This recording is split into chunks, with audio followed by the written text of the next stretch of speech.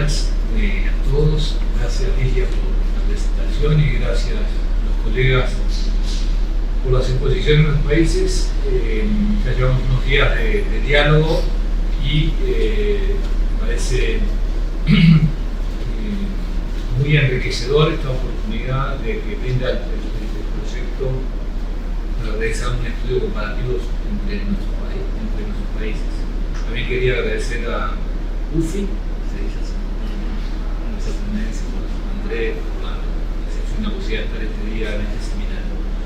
Con Andrés pensamos en un tema para el seminario de hoy que moviera un poco el foco de la primera comparación entre los países, de la oferta, de los grados y de la dimensión a la dimensión del sistema, a un aspecto bastante sustancial en las universidades como es justamente la función de investigación. Y en ese sentido también tratar de presentar algunas peculiaridades que hacen o que suponen un desafío a la comparación entre un país y otro. Como vamos a ver ahora, hay algunas peculiaridades en el modo en que se articula el sistema científico de producción de ciencia en Argentina y las universidades. Y Andrés es un buen ejemplo porque Andrés es investigador del CONICET, que es la agencia, el organismo de ciencia argentina, miembro de un instituto de investigación dentro de la UBA, en la universidad pública más grande de Argentina. Pareció que reunía personalmente un caso para que él hable de su experiencia como investigador. En mi caso soy investigador de una universidad privada reciente que también muestra una diversidad del sistema y cómo se refleja la investigación. Así que si te parece, Andrés, arrancamos. Gracias, Julio. Y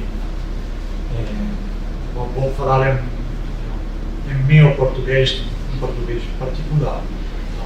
Obrigado, Julio, Lígia, André, Carolina. Obrigado a todos. Então, sim, nós desistimos de fazer uma palestra sobre todo o sistema argentino e nós focalizamos em um aspecto particular, pensando também não só em os professores presentes, mas também nos bolsistas. É um tópico que talvez é menos trabalhado nas pesquisas sobre educação superior, mas é um tópico que está se acrescentando em termos de importância e de publicações. É o rol da pesquisa no sistema de educação superior, no sistema superior também. Então é isso. O caso argentino, pelo menos nós achamos especiais. Então, nós achamos que o caso argentino é um caso especial para apresentar estas características específicas. Vamos fazer na primeira parte com uma diapositiva mais histórica, bem curtinha, só para que vocês conheçam como foi o desenvolvimento histórico da construção deste aspecto particular do sistema, e depois vamos a falar sobre as características mais atuais sobre o mesmo. Então, o sistema argentino Chile, nos inícios, a pesquisa foi uma construção bastante recente dentro da região, entre o Brasil, Chile, Argentina, Uruguai. A pesquisa tinha um lugar importante, mas, no geral, as universidades argentinas eram mais utilizando a tipologia de Burton Clark, eram universidades mais napoleônicas, centradas mais no ensino profissional do que humboldtianas, centradas mais na pesquisa. Mas tinham pesquisadores específicos, principalmente em algumas áreas disciplinares. O que acontece, uma coisa que acontece, por exemplo, o primeiro prêmio Nobel, que foi em 1947, era também médico, biólogo, bem importante, que nasceu dentro se formou na Universidade de Buenos Aires, que tinha uma formação profissional, mas permitia um desenvolvimento sobre as pesquisas. O que acontece? Começa isso a mudar na década do 40, do final da década do 40, em primeiro lugar com certas políticas que tinham o peronismo naquela época. O peronismo, vou resumir de maneira muito geral, mas tinha certos conflitos com a universidade, com certa autonomia da universidade, e ele tentou que, na primeira parte, eles tentaram que a universidade, a pesquisa desenvolvida nas universidades, estivesse interligada com o programa econômico daquela época, o peronismo, que era uma industrialização ligeira e um certo crescimento da militarização. As universidades achavam que isso era contra a sua autonomia, então o peronismo criou algumas instituições por fora das universidades para realizar pesquisas que estivessem interligadas com o projeto do país, aquele projeto de industrialização urbana. Um dos organismos que foram criados foi naquela época o que se chamou o CONITIC, em 1951, o Conselho Nacional de Investigações Técnicas e Científicas, que foi o primeiro antecedente do que aqui Júlio chamou também o CONICET.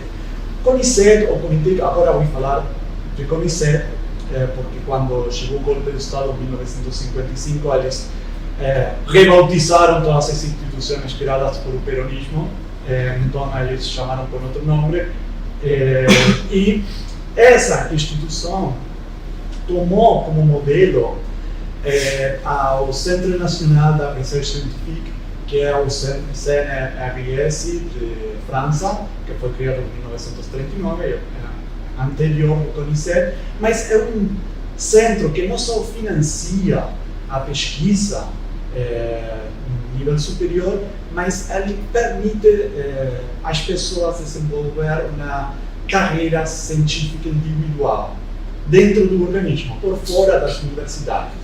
Então, por exemplo, agora no CONICET você pode fazer uma carreira como pesquisador, que tem 5 níveis internos, desde o mais novinho, por exemplo, no meu caso, até que você chega a pesquisador superior, que é superior a todo. E sim, não tem mais que isso. Graças a Deus. No caso, eu vou falar particularmente, foram criadas também outros tipos de instituições de pesquisa, que talvez sejam similares aqui no caso do Brasil, o Instituto Tecnológico de Agronomia, o Instituto Tecnológico de Industrial, mas essas são mais pequenas.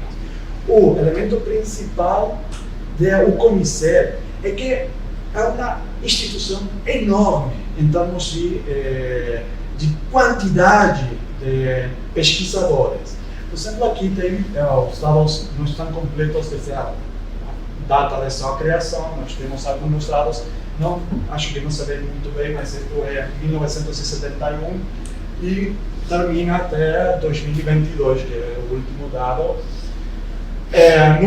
Inicialmente, a quantidade de pesquisadores é bem pequena, mas cresceu de jeito bem importante, primeiro com a volta da democracia, depois com um crescimento a partir desse ano, que foi quando cambiou a política pública com relação ao CONICET em Argentina. O que nós temos, então, a primeira distinção que acho legal de nós fazer, é que temos 2 lugares onde as pessoas que querem ser pesquisadores podem se desenvolver como pesquisadores. A universidade, as universidades, todas elas, e o CONICET, principalmente. Este é o complexo esquema geral dos organismos que fazem pesquisa dentro do Estado e que eu acho interessante que temos algumas diferenças entre eles, que é, por exemplo, algumas diferenças de tipo administrativas. Por exemplo, as universidades, todas elas, as universidades públicas, por exemplo, são organismos autônomos. Eles têm autonomia ditada por a Constituição. E o CONICET, por exemplo, é um organismo descentralizado, que tem algumas diferenças. Os organismos descentralizados são aqueles organismos cujas competências são delegadas por administração pública, então as competências são próprias, mas dependem funcionalmente do Estado Nacional. As universidades são autônomas, são completamente autônomas e autárquicas. O financiamento vem diretamente da lei do orçamento, então se autorregula e suas autoridades são eleitas internamente. O Estado Nacional não tem forma de inserir nelas.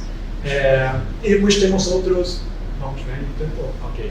E temos outros organismos que estão vinculados com a pesquisa de maneira bem direta, como por exemplo, eu não sei onde está, lá em cima de tudo, o que nós chamamos de agência de pesquisa e desenvolvimento, não sei o que é em português, mas é um órgão que financia, parecido, de um jeito do CNPq, que financia a pesquisa, o organismo principal de financiamento de pesquisa. Também o CONICET financia pesquisa, mas a diferença é que o CONICET também financia bolsas de doutorados, de mestrandos, também financia recursos humanos, tem edifícios, instituições próprias de pesquisa. Então é como um lugar de pesquisa paralelo. Não sei se vamos ao seguinte. Só para que compreendamos a importância relativa do CONICET dentro do sistema, nós temos 93.900 pesquisadores, considerando todas as instituições. Não? As universidades públicas têm um total de pesquisadores que tem como lugar de trabalho a universidade mesma, tem 66 mil. Mas aqui começa a complexidade do sistema. Este é um momento chave da exposição, porque vocês têm aqui as filas onde vocês podem ver a quantidade de pesquisadores que as universidades públicas, o setor privado, tanto as universidades como as empresas, as companhias têm, principalmente laboratórios, e outros organismos públicos, menos o CONICET, por exemplo, a Instituição Tecnológica de Pesquisa Agrotécnica, e outros centros. E a questão é que tudo isso, por exemplo, vamos só falar das universidades públicas. As universidades públicas falamos que tem 66 mil pesquisadores, dos quais 18 mil são de CONICET. E como é isso? Como é que alguém pode ser pesquisador da universidade e ao mesmo tempo ser pesquisador do CONICET? Essa é a complexidade, que nós chamamos pesquisador de dupla dependência, acho que seria a tradução. O que quer dizer isso? Por exemplo, esse é o meu caso. Quando ele falava que eu era um exemplo vivo disso, é isso. São pessoas que cobram seu salário do CONICET, mas que o lugar do trabalho é a universidade. Historicamente, isso foi feito porque as universidades já tinham, por exemplo, laboratórios que são caros de fazer. Pode fazer um laboratório em qualquer lugar o tempo todo porque necessita grana e a Argentina não tem grana.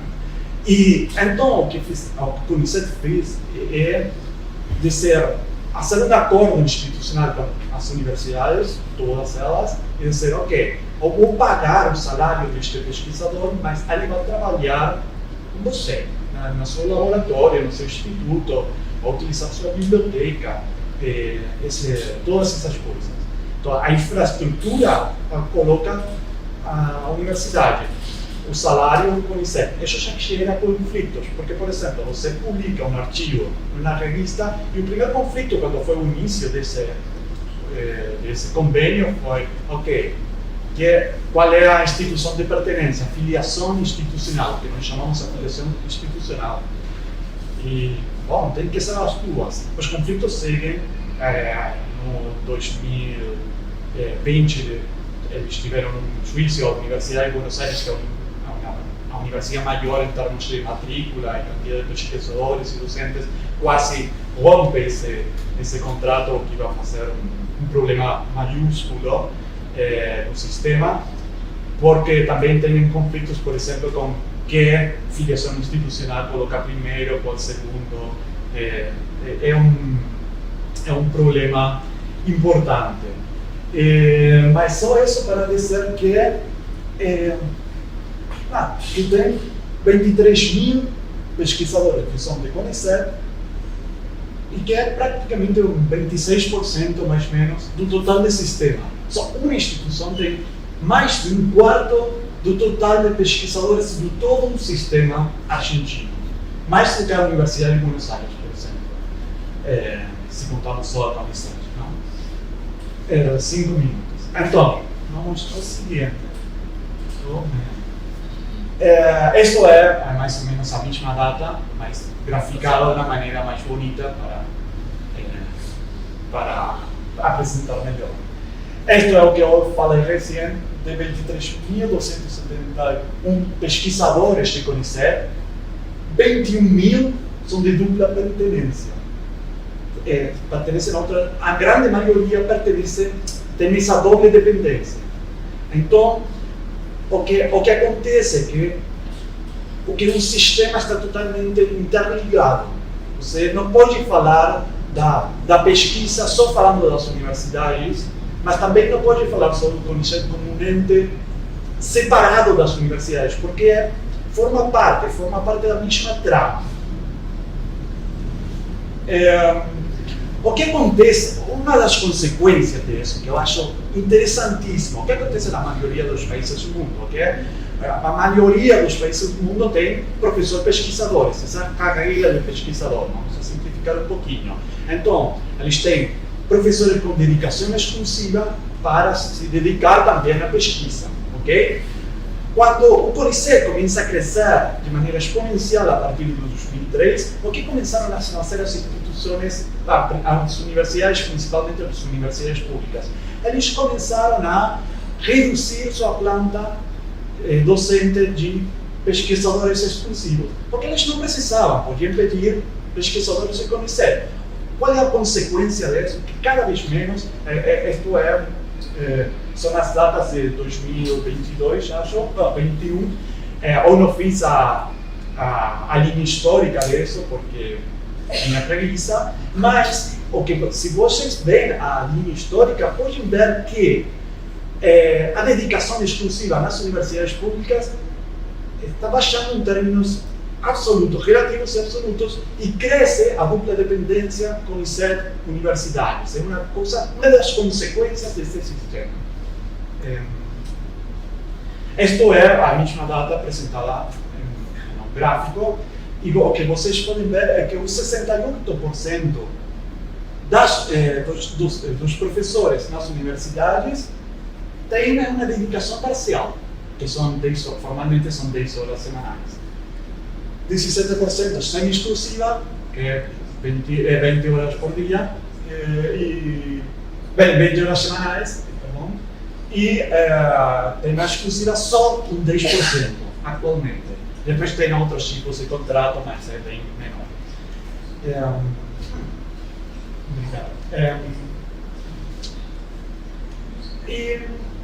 Bom, isso é principalmente a linha histórica dentro das participações, das publicações das universidades e do total, incluindo o CONICET.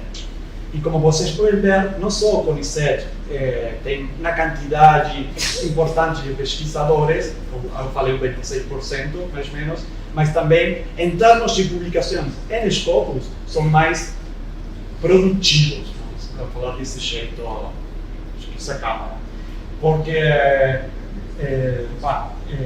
são 25% dos pesquisadores publicam mais da metade do total das publicações das universidades. Este é o mesmo dado, mas apresentado com um gráfico. Bom, e o seguinte. E isto é uma informação mais específica, comparando também as universidades públicas com a privada. Só para o público que não esteve em todas as apresentações, na Argentina, a matrícula das universidades públicas é 80% do total, é o ao revés do Brasil. 19,8% mais ou menos é das privadas. Não? Então, essa distribuição também acontece com a quantidade de pesquisadores comparando as públicas e as privadas. É só para falar da importância também relativa das universidades públicas e do sistema público em geral na pesquisa. E mesma informação apresentada com gráfico. E também eu queria falar da coisinha extra, já vamos pensando também, que tem que ver com o financiamento das pesquisas. A grande parte do financiamento é do setor público. 58% do total vem do Estado e das universidades. O setor privado tem 22%, mas a grande maioria vem de empresas, principalmente laboratórios, e depois tem uma porcentagem importante do financiamento que vem do setor externo, organismos internacionais principalmente. E é isso. Então, só para concluir, acho que este tópico é um tópico interessante da comparação, porque acho que quando falamos da comparação dos sistemas de educação superior, nós não ficamos somente, ou principalmente nos estudantes, na organização do sistema, e aqui estamos deixando de lado um aspecto que eu acho super interessante, que é o sistema científico dentro das universidades, que vai cobrando cada vez mais relevância. E para compreender isso, é melhor que uma comparação com um sistema completamente diferente. Então, só isso. Obrigado.